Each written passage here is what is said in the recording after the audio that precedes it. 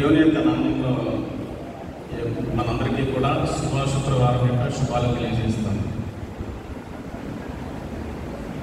ఆఖరి మాట అంటే ఇంకా ఆల్మోస్ట్ అది ముందు మాటే సమాప్తమైందని చెప్పేసరి ఇంకా అయిపోయింది అనుకుంటా ఉన్నాం. కానీ అసలైన విషయం ఏంటంటే యేసుక్రీస్తు వారు తను పలికినటువంటి ప్రతి మాట కూడా ఎంతో విలువైనది కాబట్టి ఆయన సమాప్తమైనదని చెప్పిన తర్వాత కూడా ఒక మాట పలికారు. సో ఇప్పుడు మనం ఆ మాటని మనం ధ్యానించబోతున్నాం. ప్రసంగి గ్రంథకర్త ఒక మాట చెప్తారు, కార్యారంభం కంటే కార్యాంతము మేలు. ఆ లాస్ట్ వర్డ్ అంటే లాస్ట్ వర్డ్, దీని ముందు వర్డ్ అయితే లాస్ట్ వర్డ్, సమాప్తమైనదని చెప్పినా సరే. అయితే స్కాలర్స్ ఏం చెప్తున్నారంటే ఈ 7 మాటల్ని కొంతమంది మనం అనుకుంటాం 7 మాటలు అని అంటాం. కొంతమంది స్కాలర్స్ అంటారు సిలువ మీద మాటలు చెప్పడం అంత ఈజీ కాదు, 7 కేకలు అని అంటారు కొంతమంది.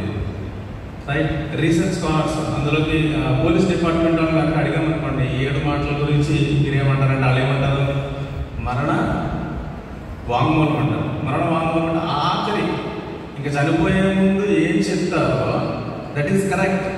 ఎందుకంటే చనిపోతూ అబద్ధం చెప్తాడని మన శాస్త్రాలు కావచ్చు, మన చట్టాలు కావచ్చు నమ్మం అనమాట.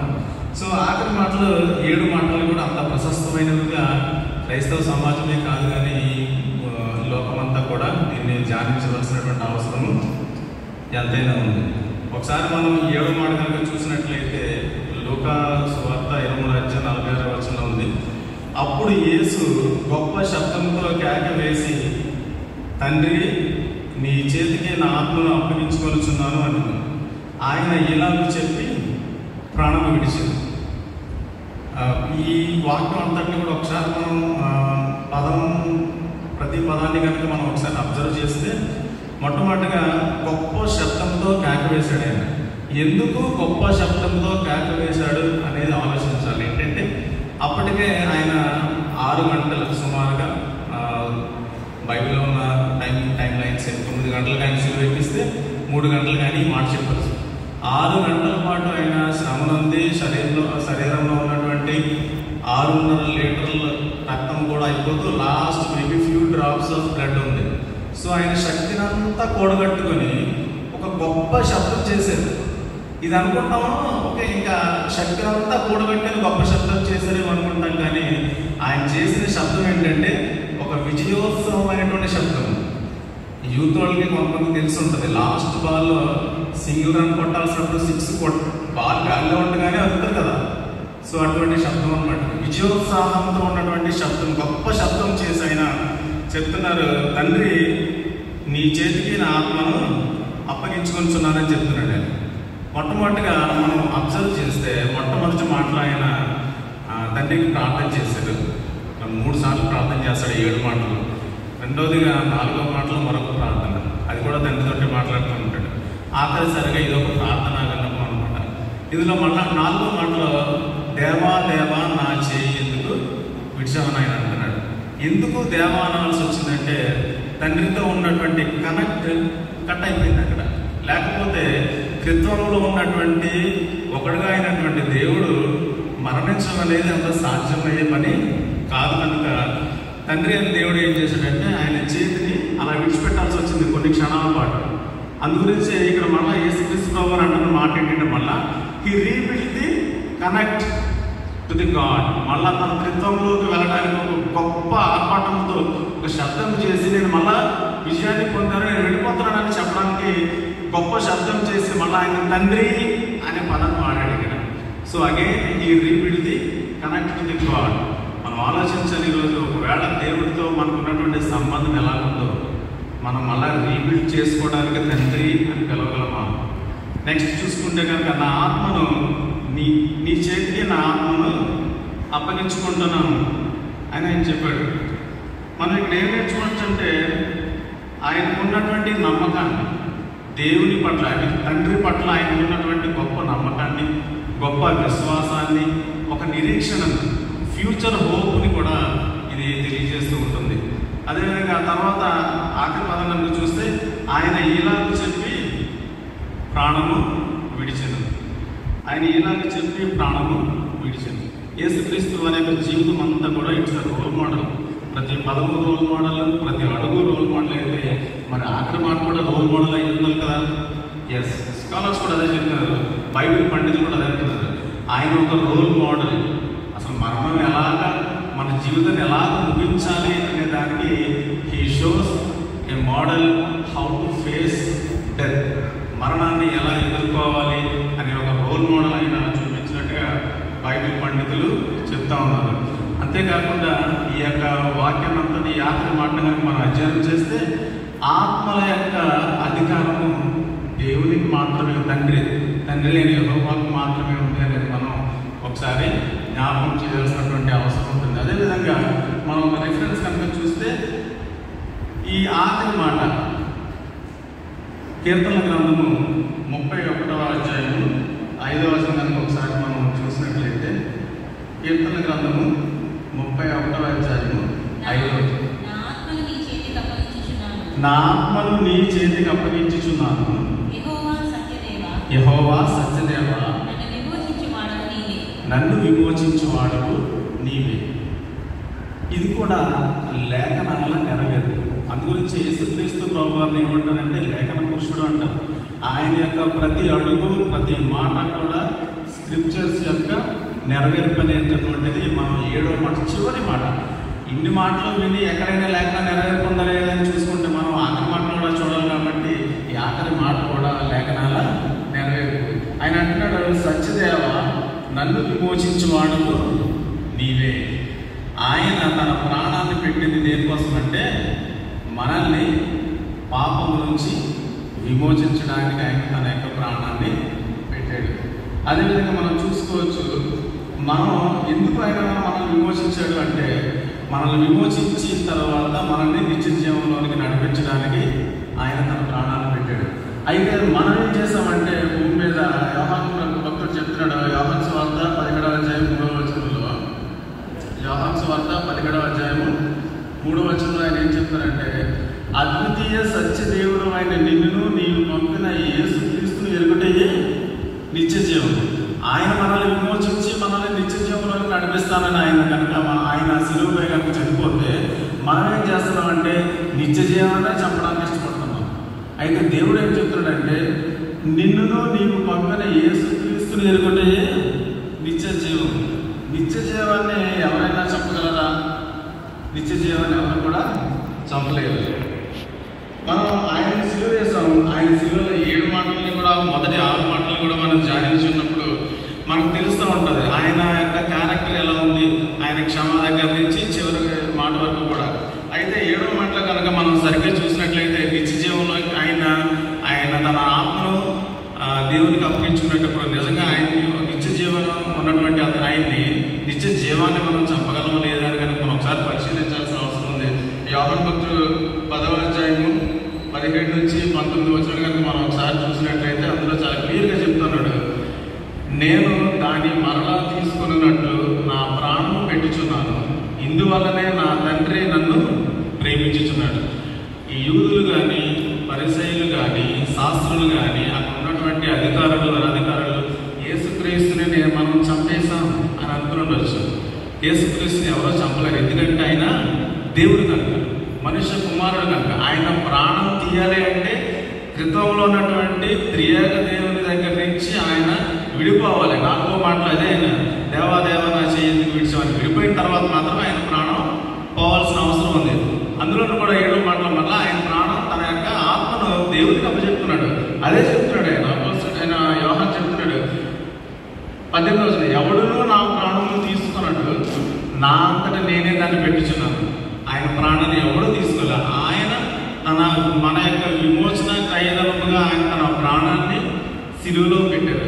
దాన్ని పెట్టుటకు నాకు అధికారం కలదు, దాన్ని తిరిగి తీసుకున్నటకును నాకు అధికారం కలదు. నా తండ్రి వలన ఈ ఆజ్ఞ నేను పొందాను.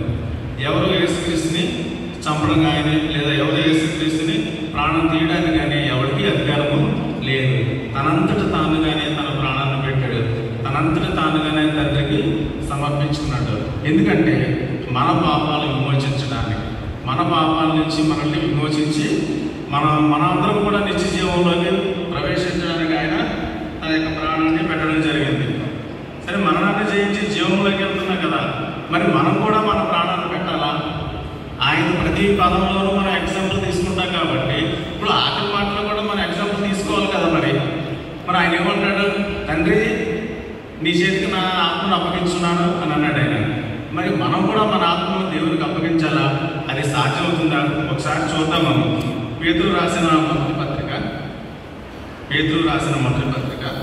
4వ అధ్యాయం 19వ వచనం.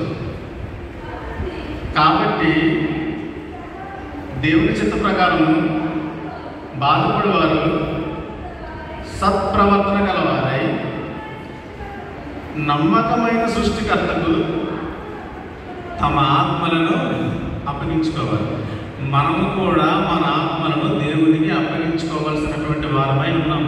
ఆయన ప్రతి విషయంలోనూ ఎలాగైతే ఎగ్జాంపుల్ చూపించాడో ఆత్మను అప్పగించుకునే విషయంలో కూడా ఆయన ఎగ్జాంపుల్ చూపించాడు. అపోస్తలుడైన పేతురు ఇక్కడ రాస్తున్నాడు, మనము కూడా బాధపడేవారు ప్రతివాడు కూడా సత్ప్రవర్తన గలవారై తమ ఆత్మలను దేవునికి అప్పచెప్పుకోవాల్సినటువంటి అవసరం ఉంది. నిజంగా మన ఆత్మను మనం పరిశీలించుకోవాల్సినటువంటి అవసరం ఎంతైనా ఉంది. అయితే మనం చనిపోయేటప్పుడు నా ఆత్మ నీకు అప్పచెప్పుకుంటున్నాను ఆయన అని బెడ్ మీద పడుకుని ఆఖరి రోజులు అంటే సరిపోతుందా అంటే కాదు. మరి మనం బతుకున్నప్పుడు ఏం అప్పగించుకోవాలి అది కూడా తెలుసుకోవాలి. లాస్ట్ మినిట్లో నా ఆత్మ నేను అప్పగించేసుకున్నానంటే వెళ్ళిపోతామా దేవుడి దగ్గరికి? అలా కాదు కదా. సో మనం ప్రజెంట్గా ఏం అప్పగించుకోవాలి కూడా ఒకసారి మనం చూద్దాం. కీర్తనకారుడు రాస్తున్నాడు 37వ అధ్యాయం 5వ వచనంలో.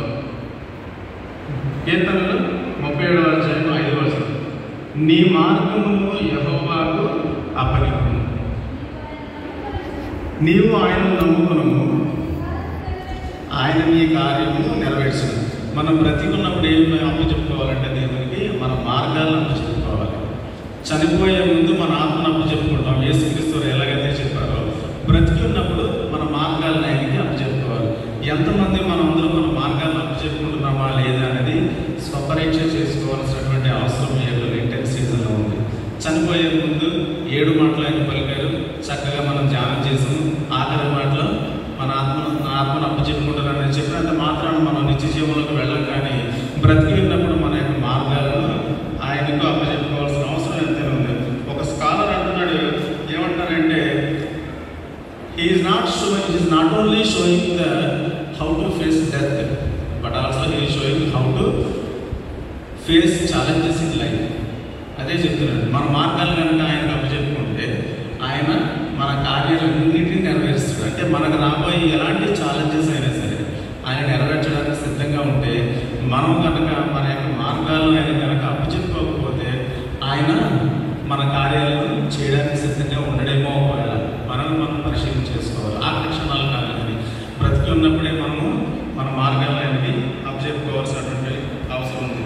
ఎవరైతే బ్రతికి ఉంటారో వారి యొక్క మార్గాన్ని వారు ముందుగానే దేవునికి అప్పచెప్పుకోవాలి. మనం ఒక మాట నేను చెప్తాను. ప్రకటన గ్రంథము 3వ అధ్యాయము 20-21 వచనాలు కనుక ఒకసారి మనం చూస్తే, ప్రకటన గ్రంథము 3వ అధ్యాయము 20-21 వచనాల్లో మనం అనుకోవచ్చు దేవుడికి మన మార్గాలను అప్పచెప్తే ఏమవుతుందనేది. దేవుడు చెప్తున్నాడు, ఆయన మన హృదయంలో రావడానికి ఇష్టపడుతున్నాడు. ఇదిగో నేను తలుపునద్ద నిల్చుండి తట్టుచున్నాను, ఎవడైనా నా స్వరము విని తలుపు తీసిన యెడల నేను అతని యొద్దకు వచ్చి అతనితో నేనును నాతో అతడును భోజనం చేయను. నేను జయించి నా తండ్రితో కూడా ఆయన సింహాసనం నందు కూర్చుండిన ప్రకారం జయించు వారిని నాతో కూడా నా సింహాసనం నందు కూర్చుండదు. దేవుడు చెప్తున్న మాట, ఎవరైతే జయిస్తారో, జయించు వాళ్ళు ఎవరండి? ఎవరైతే విమోచింపబడుతున్నాడో, ఎవడైతే రక్షణ పొందుకుంటున్నాడో వాళ్ళే జయించువాడు. ఎవరైతే జయిస్తున్నారో జయించువాడు దేవుడు అంటున్నాడు, నా సింహాసనం మీద కూర్చోబెడతానని చెప్తున్నాడు ఆయన. సో మనం జయించు వారిగా ఉన్నామా లేదా అనేది మనం ఈరోజు పరిశీలన చేసుకోవాలి. ఆయన జీవాహారాన్ని ఇచ్చాడు. మనం జీవాహారాన్ని తీసుకోవడానికి సిద్ధంగా ఉన్నామా లేదా అనేది ఒకసారి పరిశీలించుకోవాలి. అదేవిధంగా ద్వితీయోపదేశకాండంలో ఆయన చెప్తున్నాడు, 2 మార్గాలను చూపించాడు ఆయన. ఆ మార్గాలు ఏంటో ఒకసారి చూస్తే కనుక ద్వితీయోపదేశకాండం 30వ అధ్యాయము 19వ వచనం కనుక చూస్తే, నేడు జీవమును మరణమును ఆశీర్వాదమును శాపమును నేను నీ ఎదుట ఉంచి భూమి ఆకాశంలో మీ మీద సాక్షులుగా పిలుచుచున్నాను. ఆయన 2 అవకాశాలు ఇచ్చాడు. ఒకటి జీవాన్ని ఇచ్చాడు, ఒకవైపు మరణాన్ని ఇచ్చాడు. ఆయన ఇచ్చి ఆయన చెప్తున్నాడు, భూమిని ఆకాశాన్ని మనకి సాక్షులుగా ఆయన ఇచ్చాడు. మన నిత్య జీవాన్ని పొందుకోవడానికి మనం సిద్ధపడుతున్నామా లేదనేది ఆయన జడ్జ్మెంట్ ఇక్కడే చెప్తున్నాడు. అయితే ఆయన అన్న మాట ఏంటంటే, ఒకసారి మనం 20వ వచనం కనుక చూస్తే, నీ పితరులైన అబ్రహాము, ఇస్సాకు, యాకోబులకు ఆయన ప్రమాణం చేసిన దేశంలో మీరు నివసించినట్లు యెహోవాయే ప్రాణమునకును నీ దీర్ఘాయుష్కును మూలమై ఉన్నాడు. కాబట్టి నీవును నీ సంతానమును బ్రతుకుచు నీ ప్రాణములకు మూలమైన నీ దేవుడని యెహోవాను ప్రేమించి ఆయన వాక్యమును విని ఆయనను హత్తుకున్నట్లు జీవమును కోరుకుని. ఆయన వాక్యాన్ని వినాలి, ఆయనని హత్తుకున్నట్లు జీవాన్ని కోరుకోవాలి. మన దేవుడు ఎంత ప్రేమమయుడంటే, ఒక ప్రశ్న అడిగి ప్రశ్నలోనే జవాబు ఇచ్చేసాడు ఆయన. ఎలాంటి ప్రశ్న అంటే, ఫర్ ఎగ్జాంపుల్ ఒక టీచర్ ఒక ప్రశ్న అడిగారు అనుకోండి, ఆ ప్రశ్నలోనే జవాబు ఉంటే ఆ స్టూడెంట్ అర్థం చేసుకోవాలి. మొదటి ప్రధానమంత్రి భారతదేశానికి జవహర్లాల్ నెహ్రూ కదా అంటే, ఇప్పుడు ఏం చెప్పాలి పిల్లలు? అవునంటే జవహర్లాల్ నెహ్రూ అని చెప్పాలి. సింపుల్, ప్రశ్నలోనే ఆన్సర్ ఉంది. అలాగే మన దేవుడు అంటున్నాడు ఇక్కడ.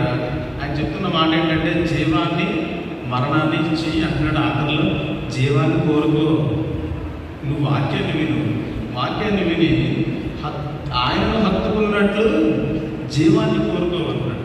2 ఆప్షన్స్ ఇచ్చి ఆన్సర్ ఆయన చెప్పేశాడు. అయితే మన వాక్యం విని జీవాన్ని కోరుకోకపోతే మనకు తెలుసు మనకి ఎలా ఉండాలని మనం చెప్పక్కర్లేదు. నిత్య జీవానికి మనం పాత్రలు అవ్వడానికి సిద్ధపడుతున్నామా, లేదంటే కనుక నిత్య నరకానికి పాత్రలు అవ్వడానికి సిద్ధపడుతున్నామా అనేది మనంతటా మనం స్వపరీక్ష చేసుకోవాలి. లెంటెన్ సీజన్స్ వస్తాయి, వెళ్ళిపోతాయి. 48 years 40 years ఇస్తే లెంటెన్ అబ్జర్వ్ చేస్తాను. అంటే ఫస్ట్ 7-8 years సండే స్కూల్ ఉండగట్ట లెంట్ అంటే పెద్దగా తెలియదు. సో లాస్ట్ 40 yearsలో లెంట్ వస్తూనే ఉంది. ప్రతిసారి 7 మాటలు ఒక మాట మిస్ అయినా ఆల్మోస్ట్ అన్ని మాటలు కూడా వింటూనే ఉంటాం. ఇది కాకుండా మనకు తెలిసి ఈరోజు సాంఘిక మాధ్యమాలు, రైట్, సోషల్ మీడియాలో చాలా చాలా చాలా మెసేజెస్ కూడా వినేసేవాళ్ళు ఉన్నారు. అన్నీ ఉన్నాయి. కాకపోతే నిజానికి మనం సిద్ధపాటు కలిగి ఉన్నామా లేదా అనేది ముఖ్యం.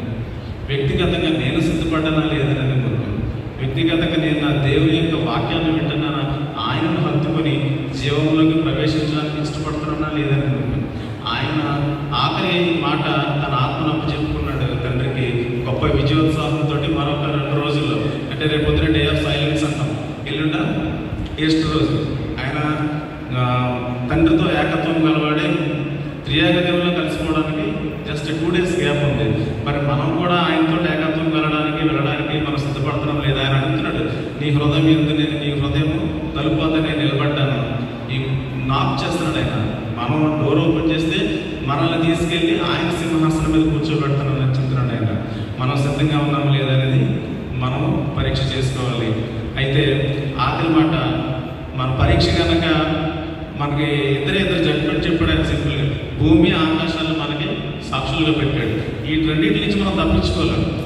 భూమి మీద ఉన్న మనం ఆకాశం పైనుండి చూస్తుంది, ఆకాశం నుంచి మనం తప్పించుకోవడానికి ఇంపాసిబుల్. మనం నిలబడ్డ భూమి నుంచి కూడా మనం తప్పించుకోలేము. సాక్షులు ఎలాంటి పర్ఫెక్ట్ సాక్షులు పెట్టాడో చూస్తే మనకు అర్థమైపోతే మనం చేసే ప్రతి పని కూడా దేవుడు అబ్జర్వ్ చేస్తాడు.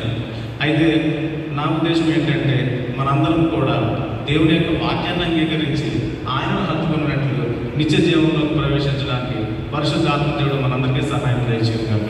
ఆమేన్.